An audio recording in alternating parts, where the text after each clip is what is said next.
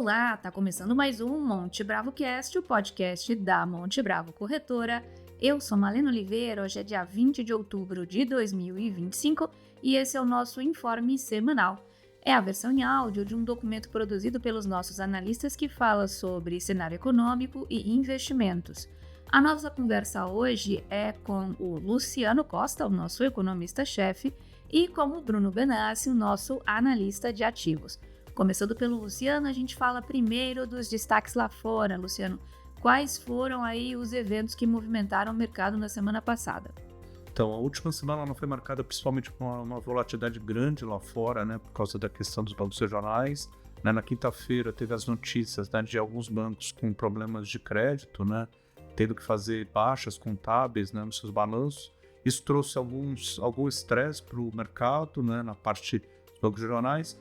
É importante frisar dois pontos. Primeiro, parece ser um evento mais localizado, porque não houve um aumento de acesso nas linhas do Fed exatamente criadas lá em 2023, quando teve a última crise dos bancos regionais, para, né, dar liquidez para os bancos menores, né? Então, isso não aconteceu.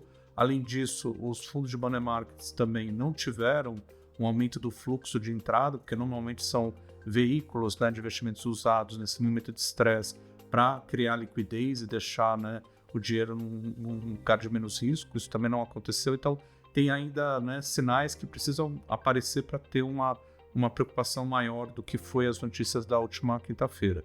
De qualquer maneira, teve algum estresse no mercado, o mercado melhorou na sequência com o discurso do Trump um pouco mais favorável à China, né, dizendo que a tarifa de 100%, né, que ele está ameaçando impor a partir de 1º de novembro, ela não é sustentável. Além disso, né, ele falou que as conversas continuam construtivas com o governo chinês, né, que o governo está avançando nas negociações, então isso também diminui um pouco o estresse do mercado. E como não teve dados da semana passada, né, na economia americana devido ao shutdown, o maior destaque foi, por outro lado, o discurso do presidente do Fed, né, o Jerome Powell, que ele deu ao longo da semana, falando um pouco sobre o cenário pós, né, início do shutdown. Então, segundo ele, pelas informações que o Fed recebe, o mercado de trabalho continua sendo, né, uma tendência de desaceleração, não houve mudança nessa questão. Então, ele continua mostrando, né, pelo menos os dados internos que o Fed tem acesso, falando principalmente com as empresas, né, e os Feds regionais tendo contato com, né, os setores da economia ali da região, de que nada se alterou de maneira substancial, nem na parte de emprego, nem inflação, né? Então, o quadro continua o mesmo, ou seja, o desemprego continua, né, continua desacelerando, a taxa de desemprego provavelmente vai continuar subindo. Pelo lado da inflação, algumas pressões vêm vindo da parte de tarifas, a questão do repasse ainda ser moderado continua sendo o sinal que eles têm recebido, né, na parte dos contatos com as empresas. Então, na visão dele, nada se altera no ponto de vista do balanço de riscos, ou seja, o mercado de trabalho continua sendo o fator principal, né, de pressão aí para você fazer o movimento de corte de juros. Então, provavelmente a reunião da próxima semana, né, que na próxima quarta-feira, né, da semana que vem, ela vai manter, né, o ritmo de corte de juros de 25 pontos e provavelmente em dezembro ter mais um corte de 25 pontos, né, terminando aí o ano a taxa de juros básica em 3,75. Muito bom, Luciano. Olhando para o Brasil agora, quais foram os principais destaques da semana anterior? Aqui no Brasil, por outro lado, já teve mais dados, né? Os dados que saíram foram de atividade. Tanto o varejo quanto os serviços mostraram alguma recuperação na margem, mas ainda insuficiente para reverter a tendência de desaceleração do trimestre. Começando com as vendas do varejo, elas tiveram uma performance melhor em agosto, crescendo na margem 0,9, no varejo ampliado, que inclui carros, mas devido a dois fatores mais específicos. Primeiro, teve o Dia dos Pais, isso acaba, né, ajudando algumas vendas, vestuário, a parte de eletroeletrônicos. Na parte de carros, teve o programa Carro Sustentável do governo, que também incentivou, né, com a queda de imposto, a venda de carros. Mas esses dois eventos são eventos não recorrentes e os sinais para setembro já são de desaceleração das vendas de automóveis pelas pesquisas que a gente já tem acesso. E olhando para a parte de serviços, o serviço cresceu 0,1 na margem, né, o volume de serviços, foi um crescimento em linha com a expectativa. O setor está perdendo velocidade, né? Então, nesse último mês, quem liderou a alta foi transportes e a parte de famílias, né? Então, o setor ainda continua com atividade ainda resiliente, mas com uma velocidade menor. Então, quando a gente pega todos esses dados e pensa na questão do cenário, a gente continua vendo um crescimento baixo no terceiro TRI, de 0,1 na margem. Esse crescimento é exatamente efeito, né, da política monetária mais apertada, a perda de imposto também que veio da agricultura no começo do ano agora é menor, então isso faz com que o crescimento modere e essa expectativa que a gente tinha, né, de moderação do crescimento e se confirmando é importante para a discussão do cenário olhando para frente, principalmente em termos de política monetária. Agora, olhando para essa semana, o que a gente espera? Quais são os principais indicadores que a gente vai acompanhar, Luciano? Para essa semana, acho que o grande destaque são os dados de inflação, né? Tem sexta-feira, dado aqui no Brasil do IPCA 15, né? Que é a prévia do IPCA, a nossa expectativa é de 0,26 de alta, o mercado tem 0,25, é muito próximo, né? A história aqui no índice, de termos de composição, né, da inflação, vai ser alimentos com menor deflação, mas ainda alguma deflação, a parte de energia elétrica sendo beneficiada pela mudança da bandeira vermelha 2 para a bandeira vermelha 1, isso vai diminuir então um pouco a pressão na parte de tarifas de energia, e por outro lado a gente vai continuar vendo bens moderando, né, porque já está vindo isso da inflação há alguns meses, deve continuar por causa do câmbio mais apreciado, e serviços também um pouco mais bem comportado. Então isso vai trazer núcleos, provavelmente também uma trajetória de acomodação, isso vai ser, na nossa visão, um índice de inflação favorável. Olhando para frente, acho que um ponto que vale ressaltar é a defasagem, né, que a gente tem agora no preço da gasolina. O preço do Brent caiu bastante lá fora, com isso o petróleo caiu, o preço da gasolina caiu e agora há um ágio, né, em relação ao exterior no preço doméstico, ou seja, a Petrobras pode dar um desconto no preço da gasolina, na refinaria, que poderia chegar ao consumidor. Ainda não há uma definição sobre isso, né, mas caso aconteça um desconto de 5% e 10%, o impacto na inflação seria de 0,1 a 0,2. Por que isso é importante? Porque o número do ano hoje, na nossa projeção, tem 4,8. Se tiver um desconto de 10%, por exemplo, no preço da gasolina na refinaria, tiraria, né, em torno de 0,2 do IPCA do ano. Então ele viria para 4,6, ficaria próximo do teto da meta, né, que é 4,5. Isso seria uma boa, né, uma boa dinâmica para a inflação na virada do ano, aumentando aí a discussão sobre os cortes de juros que a gente acha que vai começar em janeiro. E olhando também para a parte de inflação já nos Estados Unidos, né, excepcionalmente, mesmo para o shutdown, vai ser publicado o CPI de setembro, na sexta-feira, vai ser o único dado de inflação oficial que o Fed vai ter para a reunião da semana seguinte, da quarta-feira da semana seguinte, então ele vai ser olhado com muito cuidado. A expectativa é que o índice suba na margem, né, o núcleo 0,25, ele vai continuar, né, sendo impactado moderadamente pelas tarifas. A parte de serviços também tem uma melhora na inflação, principalmente vindo da parte de aluguéis, então isso vai manter a inflação no nível alto, mas ainda bem menor do que era o medo inicial depois das tarifas, né? Então o núcleo ano contra ano está rodando em 3,10, ele vai continuar rodando em 3,10 em termos anuais, ou seja, ele não acelera e também ele não faz um pico muito mais alto do que esses 3%.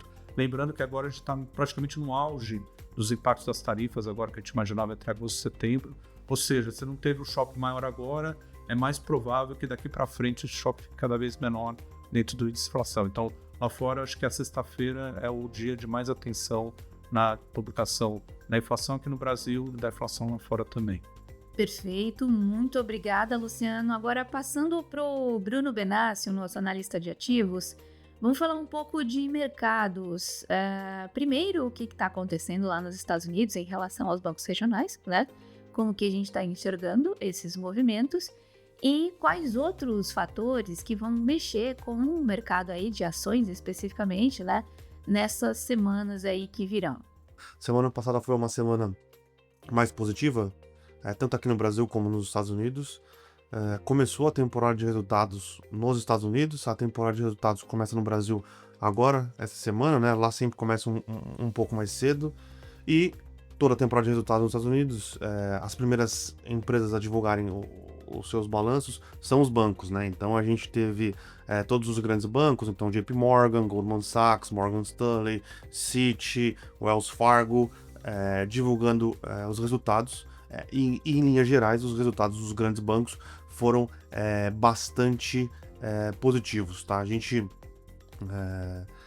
não viu nenhuma desaceleração na concessão de crédito, não vimos nada que indique um pico na inadimplência, mas o que foi o destaque mesmo do resultado dos bancos foi toda a parte de investimentos, né? Então, e aí quando você pega os bancos que tiveram melhor performance, né, ou os bancos que surpreenderam mais positivamente o resultado, são os bancos mais de mercado de capitais, né? Então, Morgan Stanley com um excelente resultado, Goldman Sachs também, porque a gente teve a volta das fusões e aquisições, a gente teve um ambiente de trading bastante acelerado, né, no terceiro trimestre. Então os bancos que só focam nisso tiveram uma boa performance, né? Então a temporada começou, e começou de maneira positiva, tá? Lembrando que a gente acha, ou a gente tem a perspectiva de que essa temporada de resultados seja uma temporada de resultados com menos brilho do que foi a do segundo trimestre, tá?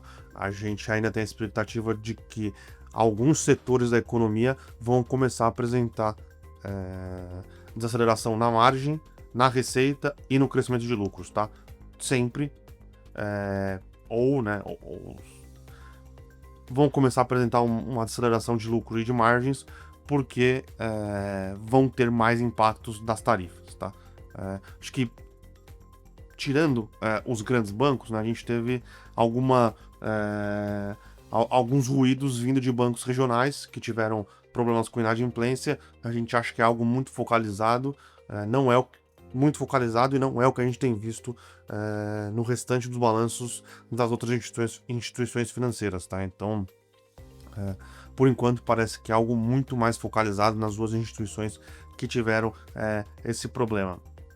Saindo de bancos e indo para o ecossistema de inteligência artificial, a gente teve duas empresas que não são listadas nos Estados Unidos, né, divulgando resultados, que é a ASML e a TSMC, que são duas empresas muito importantes para todo o ecossistema de inteligência artificial. A ASML faz as máquinas que produzem os chips, e a TSMC faz a produção dos chips, né, divulgando resultados semana passada, e os números, não só os números, né, mas os guidance por daqui para frente foram bastante positivos, o que afasta um pouco aquele receio que a gente já comentou por aqui também, de uma possível bolha dentro do segmento de inteligência artificial, tá? Então, são as duas principais companhias que acho que fornecem os instrumentos e produzem os chips, então é muito importante ficar de olho nos resultados, na fala dos executivos pós a divulgação, e acho que ajudou a gente a ter um pouco mais de clareza e um pouco mais de conforto sobre o que esperar nos próximos resultados das companhias que atuam nesse segmento, tá? E aí acho que vindo para o Brasil, essa semana começa a temporada de resultados. Como nos Estados Unidos, a gente acha que é uma temporada de resultados que tem menos brilho do que foi a do segundo trimestre. Juros muito alto deve atrapalhar a última linha, né? Então você vai ter aumento de despesas financeiras. A gente já vê a atividade econômica desacelerando, que deve bater um pouco no crescimento de receita. Temos dúvidas se bate na margem ou não, a gente acha que ainda não. Vai começar a bater na margem a partir do primeiro trimestre do ano que vem, que as companhias vão ter que fazer aquele trade-off, né? Aquele balanço entre eu vendo mais, diminuindo o preço e diminuindo a margem, ou eu tenho uma queda de receita mantendo as minhas margens, porque eu não vou querer dar desconto ou fazer campanhas promocionais. Então a gente acha que essa temporada ainda é com menos brilho, mais positiva, e aí o quarto e primeiro trimestre do ano que vem a gente tem um pouco mais de dúvidas. Muito obrigada, Benassi e Luciano. A gente vai ficando por aqui com mais uma edição no nosso MonteBravoCast. O nosso informe semanal, você já sabe, está disponível lá no montebravo.com.br/conteúdo. Se você tiver alguma dúvida sobre estratégia ou quiser saber como implementar as nossas recomendações aí na sua carteira, se seu portfólio está atualizado, fale com um de nossos assessores. E se você ainda não tem a sua conta aqui na Monte Bravo, abra sua conta, fica aqui o nosso convite e descubra o nosso ecossistema completo de soluções para você, para sua família e para os seus negócios. uma boa semana e bons investimentos.